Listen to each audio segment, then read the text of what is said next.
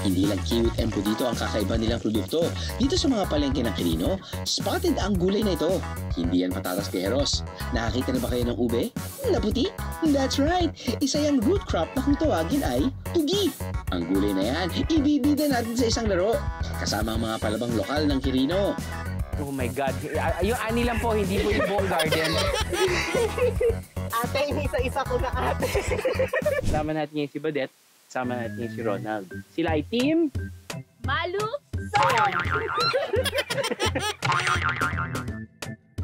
Sama naman natin si Vincent, pasti si PJ. Sila ay team... Nag-team Pintas! Anyway, itong pag-aani ng tugi, first time niyo pong gagawin. Yes po. Yes. Kinuha talaga namin yung mga walang alam sa tugi. Pero kanina pinakita namin sa inyo sila kuya na nag-ani ng tugi. Ano po yung reaction nyo sa pag-ani ng tugi? Narigat po. Ay, mahirap po. Mahirap. Mahirap, lalo na mayroon po siyang usok-usok yung tinig. Usok-usok yung mga tinig. Kayo po? Siguro po advantage po naming matataba kasi kailangan daw pong daganan yung bar. Yes po. Ang challenge sa ating players, hindi paramihan, kundi pabigatan ng ani ng tugi. Ay, pabigatan. Pabigatan nga pala. Meron tayong kinuhan dyan, no? Kasali po yung mga maghuhukay. Huh? Paano na kami? Hindi mo po. Alam na po sila. Anak po kami. Yung naani na po. Hindi po yung nag-aani. So, handa na ba kayo? Yes, Yes po. Handa na. Okay. Team Malu! So, nanaki talaga. Team Maxi Pintas! 3, 2, 1, go! Labanan ng mga OA ito, Beros. Haha, bawal maging nonchalant. Are you team malusog? Ay, So, the perfect! Daxis.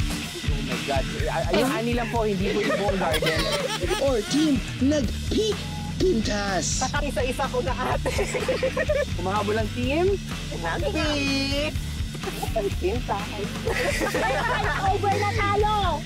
Intense ang labanan dito, Beros. Last 1 minute. Bakit talagang magdudugo sila. Pwede silang... Oh, Timo.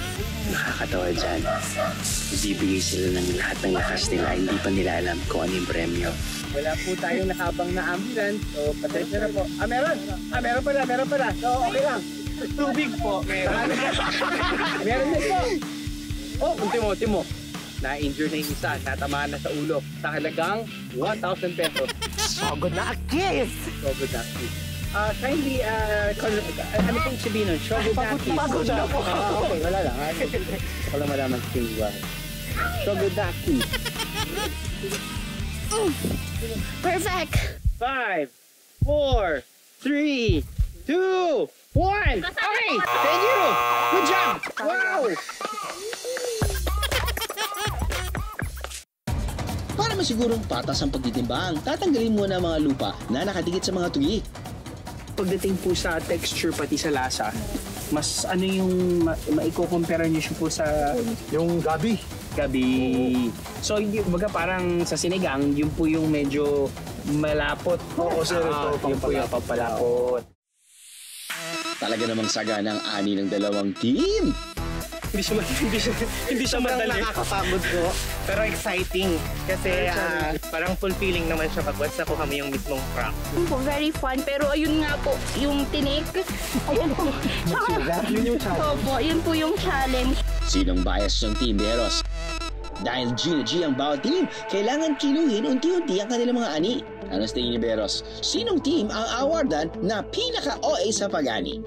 Para sa team malusog? Total of 8 kilos. Para naman sa team nagpipintas. So, 8 kilos. 8 kilos sa inyo.